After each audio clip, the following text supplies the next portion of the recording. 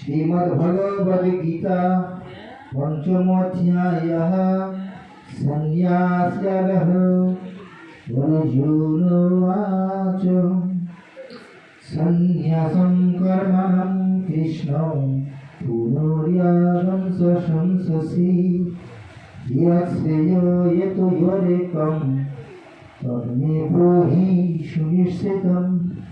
श्रीभगवानुवाच संन्यासः कर्मयोगस्य निश्चयो सकलौ उभौ त्रयस्तु कर्मसन्न्यासः कर्मयोगो विशिष्यते। यः स नित्यसन्न्यासी यो न द्वेष्टि न काङ्क्षति निर्द्वन्द्वो हि महाबाहो सुखं बन्धत्वमुच्यते। सांख्ययोगं हितबालाः प्रवदन्ति न पण्डिताः एकम् अभ्यस्थितः सम्यक् उभयो विन्दते फलम्। यत् सांख्ये प्राप्यते स्थानं यदेकैयपि गम्यते एकं सांख्यं स यदं पश्यति स पश्यति। संन्यासस्तु महाबाहो दुःखमाप्तुं जगतः योगयुक्तो मुनिर्ब्रह्म न च चिरेण गच्छति। योगयुक्तो विशुद्धो आत्मा विदितो आत्मा जितेन्द्रियः सर्वभूतत्वभूतो आत्मा योगो न लिप्यते। न एव किञ्चित् करोमीति योक्तो मन्यते तत्त्ववित्। पश्यन् शृण्वन् स्पृशन् जिह्वन् अस्नन् गच्छन् स्वपन् श्वसन् प्रलपन् विसृजन् भिन्नन् उन्मिषन् निमिषन्नपि इन्द्रियाणि इन्द्रियार्थेषु वर्तन्ते इति धारयन्। ब्रह्मणि अध्याय कर्माणि सङ्गं त्यक्त्वा करोति यः लिप्यते न स पापेन पद्मपत्रमिव महसा। আমরা শ্রীমদ্ ভগবদ্গীতার পঞ্চম অধ্যায়ের প্রথম থেকে দশমতম শ্লোক পর্যন্ত পাঠ করলাম। অনুবাদ পাঠ করছি। অর্জুন বলিলেন, হে কৃষ্ণ, তুমি কর্ম ত্যাগ ও কর্মযোগ উভয়ই বলিতেছ। এই উভয়ের মধ্যে যাহা শ্রেয় তার একটি আমাকে নিশ্চয় করিয়া বলো।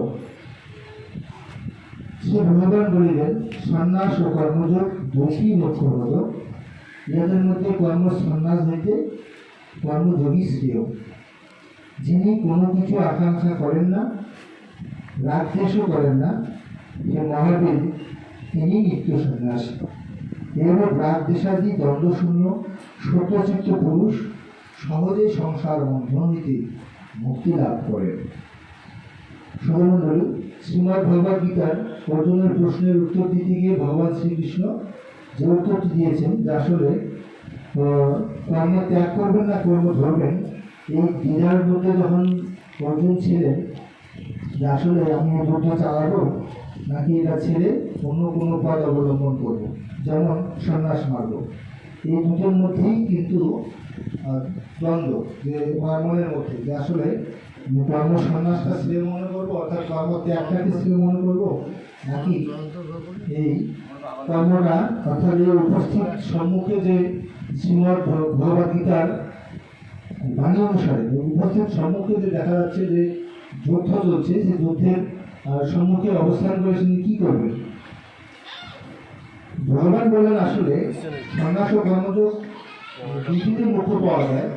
যারা এই সংসার ছেড়ে একান্ত কোনো পাহাড়ের গুহায় বনের কোনো বিশেষ প্রান্তরে একান্তভাবে সাধনা করে, সেটা একটা দিক।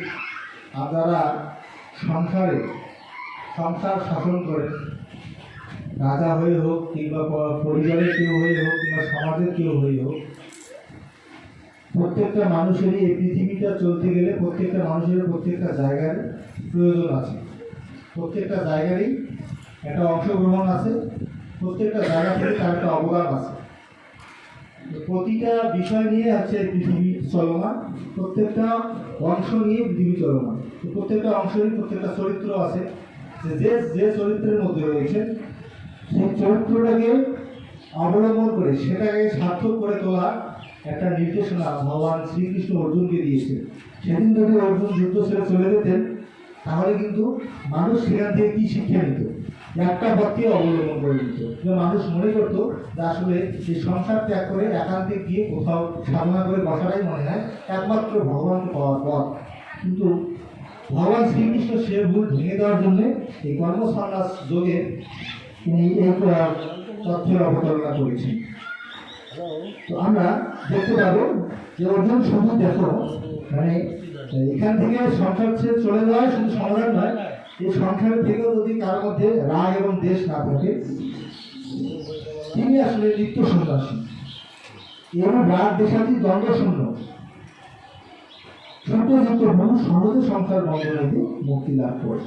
যাহারা অজ্ঞ তাহারাই সন্ন্যাস এবং কর্মযোগকে পৃথক বলতে থাকে, কিন্তু পণ্ডিতেরা তাহা বলেন না। ইহার একটিকে ধরিয়া চলিলে দুইটিরই ফল পাওয়া যায়, অর্থাৎ আপনি যে কোনো একটাই অবলম্বন করেন না কেন আপনি ওই একই ফল পাবেন। সাংখ্যজ্ঞান যে স্থান লাভ করেন, এখানে সাংখ্যজ্ঞান বলতে বোঝাচ্ছে ওই যে সন্ন্যাস অবলম্বনকারী যে সাধক পুরুষ তাদেরকে বলা হচ্ছে সাংখ্যজ্ঞান, শুধু জ্ঞান মার্গটাই শুধু অবলম্বন করছে। তো সাংখ্যজ্ঞান যে স্থান লাভ করে সাংখ্যজ্ঞান কর্মীগণ অর্থাৎ যারা কর্মযোগে অবলম্বন করে সংসার ধর্মী তারাও সেই স্থান প্রাপ্ত হন। এখানে কোনো বিন্দুমাত্র কিন্তু কোনো কি আলাদা করে রাখলো না। যিনি সন্ন্যাস ও কর্মযোগী উভয়কে এক রূপ দেখে তিনি প্রকৃত জ্ঞানী। যদি কেউ জ্ঞানী হয়ে মনে করে যে না এটা আসলে ঠিক না, সংসার ধর্ম আসলে শেষ অবলম্বন নয়, শেষ অবলম্বন হচ্ছে সেই সংসার ছেড়ে চলে যাওয়া, সে তিনিও যাদের মনে করে না যে তার কথাটাই হচ্ছে মহাজ্ঞানীর কথা। এখানে বলছে প্রকৃত জ্ঞানী কে, যিনি সন্ন্যাস এবং কর্মযোগ দুটোকে একভাবেই দেখেন। এই জন্যই দেখবেন যে আসলে আমাদের শাস্ত্রে ব্যাগ গীতা রচিত হয়েছে, হ্যাঁ রামের মতো অবতার হয়েছে, কৃষ্ণের মতো অবতার হয়েছে, মহাবতার, এবং অসংখ্য প্রমাণ আমাদের মধ্যে কিন্তু আছে যে সংসার থেকেই যারা ঋষি জনক রয়েছে সংসারের থেকেই তারা মুক্তি লাভ করেছেন, সংসার বন্ধন থেকে। এরপর আসি কর্মযোগ বিনা সন্ন্যাস কেবল দুঃখের কারণ নয়। কর্ম অনুষ্ঠান না করে যদি কেউ ত্যাগ করতে চায় কর্ম কিন্তু তাকে ছাড়ে না। মানুষ ক্ষণ কর্ম না করে থাকতে পারে না, এটা শাস্ত্র বলেছে। তো প্রত্যেকটা মুহূর্তে তার কর্ম চলেই। এই কর্ম যদি সে ত্যাগ করতে চায় তো ত্যাগ তো করতে পারবে না। সুতরাং যেটা ত্যাগ করতে পারবে না সেটাকে ত্যাগ করতে চাচ্ছে, তো ত্যাগ কোনোদিনও হবে না, ওনার বিরক্তিও কোনোদিন থামবে না। সুতরাং সেই পথ অবলম্বন না করে কি বললেন যে কর্মযোগী কর্মযোগে সিদ্ধ হইয়া শীঘ্রই পরম ব্রহ্মকে লাভ করবে। অর্থাৎ এই কর্মযোগ যারা অনুষ্ঠান করে তারা এই কর্মযোগ যদি নিষ্ঠার সাথে এখানে পালন করে সিদ্ধ লাভ করে তিনিও কি করে শীঘ্রই পরম ব্রহ্মকে পাইতে পারে। যিনি নিষ্কাম কর্মযোগী, যাহার মন শুদ্ধ সংযত জিতেন্দ্রীয় আত্মযোগ এবং সর্বজীবী সমজ্ঞানী, এইরূপ ব্যক্তি কর্ম করিয়াও কর্মে লিপ্ত হয় না। মানে কর্ম করিয়া বলতে এই কর্মগুলো করি, কর্ম কেন ত্যাগ করতে চাচ্ছে, কর্ম করলে যে পাপ হয় এর একটা ধারণা যে এই কর্ম করলেই তো পাপ। আজকে যদি আমি এই যুদ্ধের অস্ত্র চালাই, এখানে চালালেই পাপ, এই যে বোধটা, এই যে ধারণাটা এখান থেকে কি বললো যে এরূপ ব্যক্তি কর্ম করিয়া কর্মে লিপ্ত হয় না। তারা এইরকম জ্ঞানী ব্যক্তি মানে ইন্দ্রিয়কে জয় করেছে, যারা আত্মা জয়ী নিজেকে জয় করেছে, সর্বজীবের সমজ্ঞানী, সব জীবের উনি এক ব্রহ্মকেই দেখতে পায়, নিজেকেই দেখতে পায় এবং নিজের মধ্যেই ব্রহ্মকে দেখতে পায়। তিনি কি আসলে প্রকৃত ওই কর্ম করিয়া কর্মটাতে লিপ্ত হয় না। মানে কর্ম করিয়া উনি কি নিজেকে ধরার না, উনি বলেন যে আমি কর্ম করি না, কর্ম আমাকে করায়, আমি করি। কর্মযোগী চট্টগ্রাম জন্মিলে দর্শন শ্রবণ স্পর্শন ঘ্রাণ ভোজন গমন নিদ্রা নিঃশ্বাস গ্রহণ কথন ত্যাগ গ্রহণ কর্মে ও নিমেষ কাজবাজি করিয়া তিনি মনে করেন আমি কিছু করি না, এই সকলে ইন্দ্রিয়গুলির কার্য। এর বোধ যখন আসে যে আমি আসলে তো কর্ম করি না, আমি কর্মে লিপ্ত হবো কেন, আমাকে পাপ জড়াবে কেন, আমাকে পাপটা জড়াবে কেমন? আমি তো কর্ম করি না, কর্ম তো আমাকে করায়। কি করায়? প্রকৃতি গুণাগুণী সুবর্তনকে, গুণের দ্বারা প্রকৃতির দ্বারা আমার কর্ম হচ্ছে। আমি এই প্রকৃতির একটা অংশ, এই পুরো অবয়ব। আমার আমার দ্বারা কর্ম এই প্রকৃতি করাচ্ছে আমার এই শরীরটাকে নিয়ে। এখানে একটা বোধ আছে, এই বোধটাও আমার দরকার। এটার নাম হচ্ছে অহম। এই অহম যদি না থাকে, অহম নিয়ে কিন্তু আপনি করে যাবেন।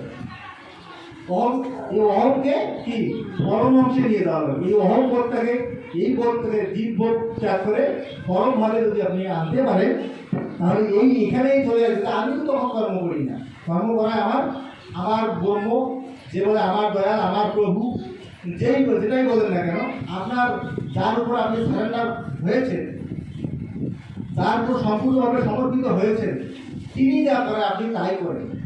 তখনই পাপগুলো আসলে পাপে আপনি লিপ্ত হন না, পাপ আপনাকে স্পর্শ করতে পারে না। ঠিক পদ্মপত্র ইব অঙ্গতা।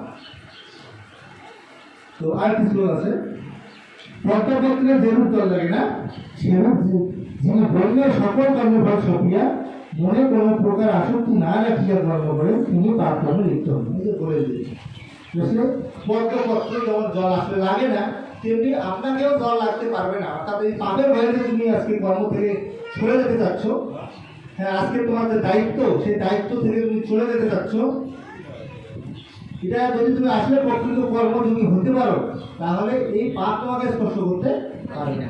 আসুন আমরা এই ব্রতটাই ধারণ করি আজীবনের জন্য। আমরা একটা প্রকৃত কর্মযোগী